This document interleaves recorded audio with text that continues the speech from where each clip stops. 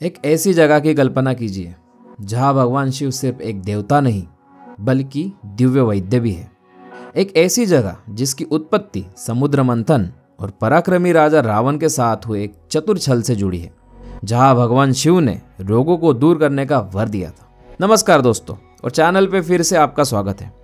आज हम हैं महाराष्ट्र के बीड जिले परळी में। यहाँ हम अविश्वसनीय रूप से शक्तिशाली परळी वैजनाथ मंदिर के दर्शन करने आए हैं, जो 12 पवित्र ज्योतिर्लिंगों में से एक है। और इसी तरह बाबा बैद्यनाथ ज्योतिर्लिंग जो देवघर का एक मंदिर है वो भी है। इसलिए हमने दोनों ही स्थानों के दर्शन किए ताकि श्रद्धा, इतिहास और चमत्कारों से भरी इस पावन यात्रा को संपूर्ण बना सके। चलिए सिर्फ दर्शन ही नहीं बल्कि इस पावन धाम की अद्भुत कथा को लेकर चलते हैं आपके साथ।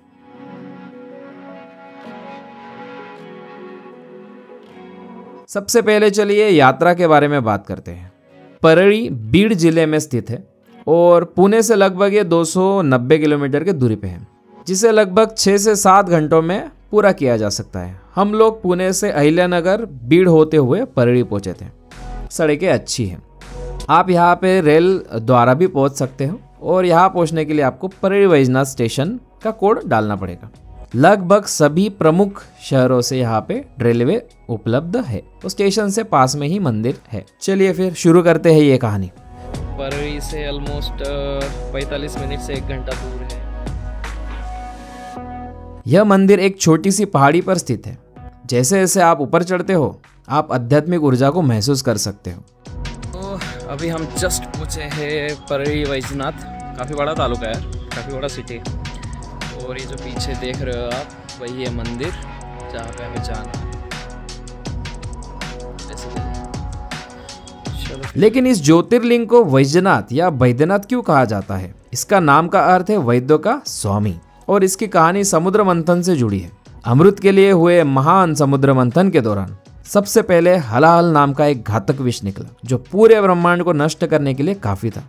सृष्टि को बचाने के लिए भगवान शिव ने वो सारा विष पी लिया, लेकिन यह इतना शक्तिशाली था कि इसका असर उन पर भी हुआ। देवता उन्हें ठीक करने के लिए बेताब यहाँ परळी लेके आए। यह स्थान तब औषधीय जड़ी बूटियों का जंगल था। उन्होंने अनुष्ठान किए और दिव्य जड़ी बूटियों से भगवान शिव का इलाज किया।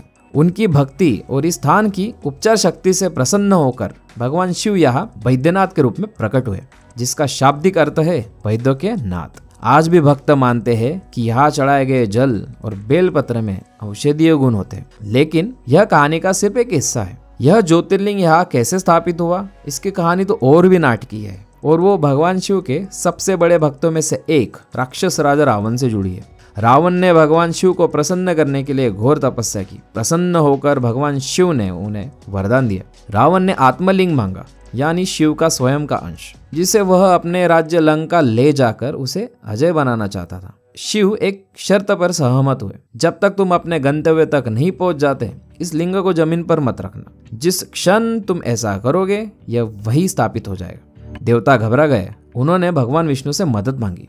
जब रावण इस क्षेत्र के ऊपर से उड़ रहा था, भगवान विष्णु ने एक साधारण ग्वाले का रूप धरकर वहां प्रकट हुए। उसी समय जल के देवता वरुण ने रावण को लघु शंका की तीव्र इच्छा कराई। रावण ने एक पल के लिए लिंगम को उस ग्वाले को सौंपा। जैसे ही रावण गया, भगवान विष्णु ने आत्मलिंग को यही जमीन पर रख दिया। उसने अपनी पूरी ताकत से उसे उखाड़ने की कोशिश की, लेकिन वो असफल रहा। कहा जाता है जिस स्थान पर उसने संघर्ष किया वहां एक छोटी घाटी यानी परळी बन गई, और इसी तरह इस जगह का नाम परळी वैजनाथ पड़ा। यहाँ भक्तों को गर्भगृह में प्रवेश करने और स्पर्श दर्शन की अनुमति है। आप वास्तव में ज्योतिर्लिंग को छू सकते हैं और सीधे अपनी प्रार्थना अर्पित कर सकते हैं। अंदर की आध्यात्मिक ऊर्जा वास्तव में अवर्णनीय है।